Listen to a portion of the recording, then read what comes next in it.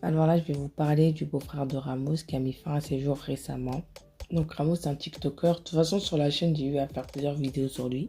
Alors, ce qui s'est passé, c'est qu'en fait, déjà, Mehdi, il était complètement faible psychologiquement à cause de la perte de son père. Un deuil, ça peut détruire, hein.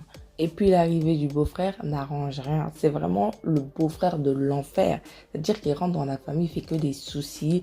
Il harcèle Mehdi sur les réseaux, en sachant que lui, il est beaucoup plus connu. Il fait que de l'insulter, de le rabaisser, de le dénigrer.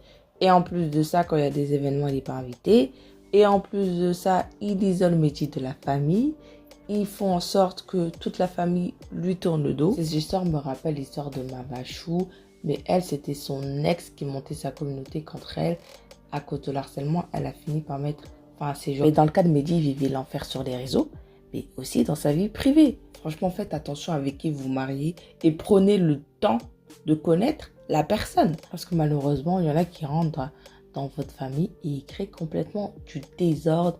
Ils vont isoler votre frère ou votre soeur, ils vont casser les liens que vous avez avec. Mais nos frères ou nos sœurs sont responsables si nos beaux-frères et belles-sœurs se permettent de nous manquer de respect ou créer du désordre comme ça dans nos familles. C'est à elles de dire stop en fait. Oui, pour moi, Ramos a une responsabilité dans la mort de son beau-frère. Mais Mehdi était déjà fragile psychologiquement.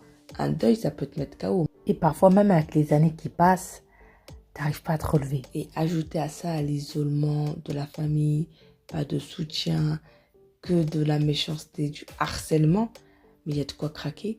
Et les gens qui sont là à dire ouais, c'est un faible, il a mis fin à ses jours.